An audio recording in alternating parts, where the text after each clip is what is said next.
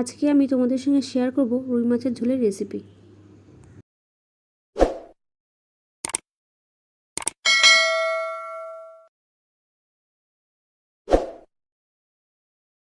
আমি এখানে মাছগুলোকে ধুয়ে নিয়েছি।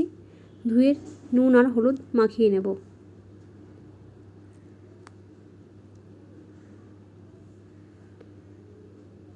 আমি নুন আর হলুদ মাখিয়ে নিলাম। এদিকে আমি কড়াই বসিয়ে দিয়েছি।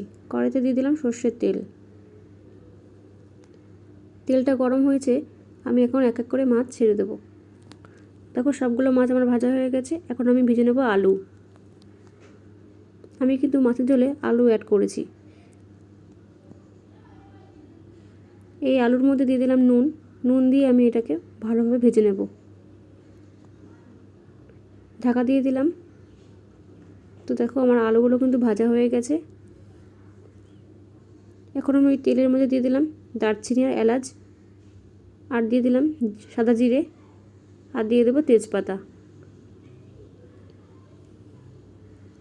এখানে আমি কিছুটা পেঁয়াজ বেটে রেখেছি, সেই পেঁয়াজটা আমি দিয়ে দিলাম। এখন আমি এখানে দিয়ে দিলাম আদা বাটা। আমি এখন এই মশলাটা ভালোভাবে কষিয়ে নেব কিছুক্ষণ।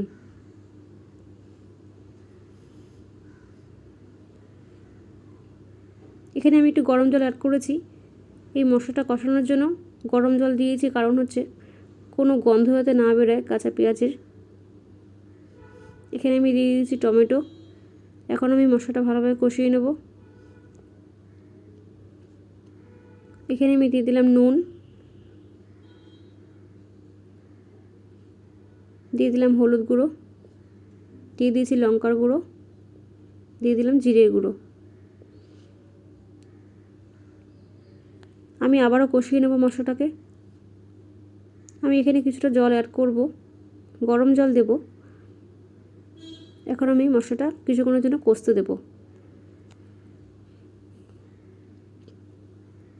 দেখো মশলাগুলো আমার কষানো হয়ে গেছে, মশলা থেকে তেল ছেড়ে দিয়েছে। এখন আমি আলুগুলোকে দিয়ে দেব।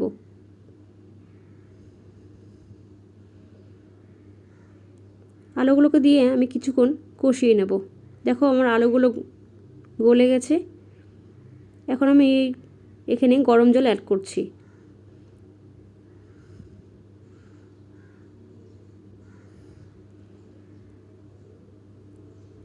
ঝোলটা ফুটতে দিয়েছিলাম, দেখো ঝোলটা ফুটে উঠেছে। এখন আমি মাছগুলোকে দিয়ে দেব।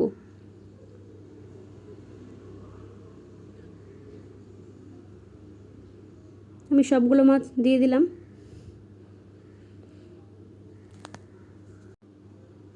আমার কিন্তু মাছের ঝোল হয়ে গেছে। আমি এখানে ধনেপাতা অ্যাড করলাম। মাছের ঝোলে ধনেপাতা দিলে কিন্তু খুব ভালোই লাগে। আশা করি বন্ধুরা তোমাদের ভিডিওটা ভালো লেগেছে। ভিডিওটা ভালো লাগলে লাইক, কমেন্ট, শেয়ার করে দিও।